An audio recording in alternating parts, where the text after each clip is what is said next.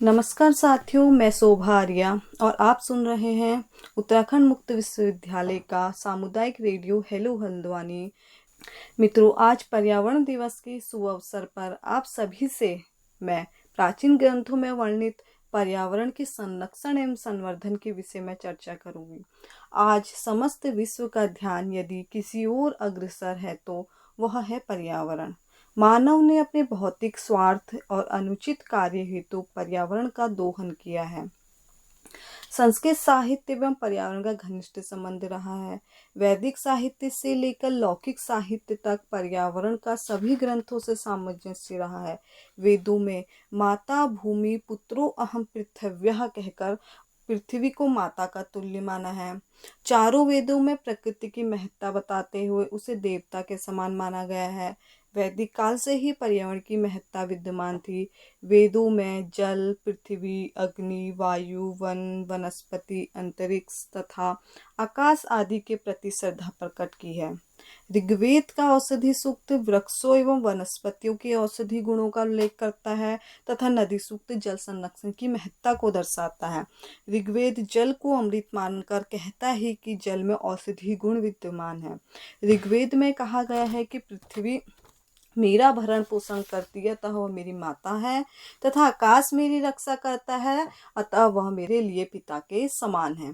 वृक्ष को संरक्षित करने का निर्देश देते हुए कहा गया है कि वृक्ष को नहीं काटो, क्योंकि ये पर्यावरण को नष्ट करते हैं।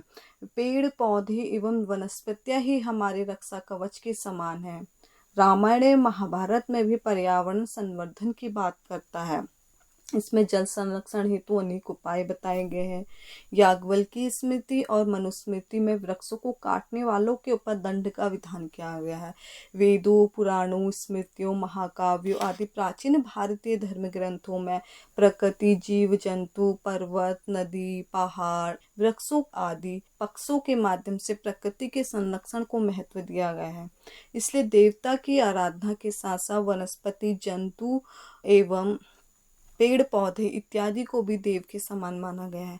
आज भौतिकवादी एवं विज्ञानवादी युग में मनुष्य ने प्रकृति का दोहन कर पर्यावरण को जन्म दिया है।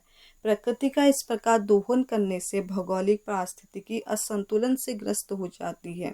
ऐसी स्थिति में मानव को वैदिक ऋषियों से सीख लेनी चाहिए।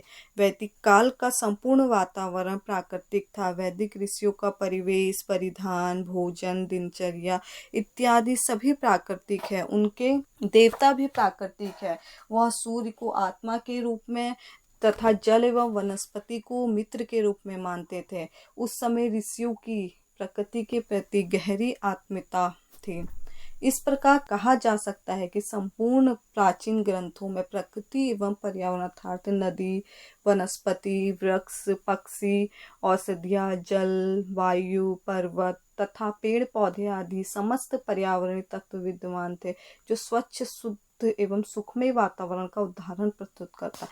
आज आधुनिक युग में औद्योगिकरण, वनों का विनाश, बढ़ती जनसंख्या तथा वन्य जीवों का संहार आदि से पर्यावरण प्रकृति का विघटन हो रहा है। इसका उत्तरदायी स्वयं मानव ही है। प्राचीन काल में प्रदूषण की समस्या नहीं थी, फिर भी प्रकृति के संदर्भ में ऋषियों का चिंतन व्यवहारिक एवं वैज्ञानिक था। आज आधुनिक युग में पर्यावरण की समस्या बढ़ती जा रही है।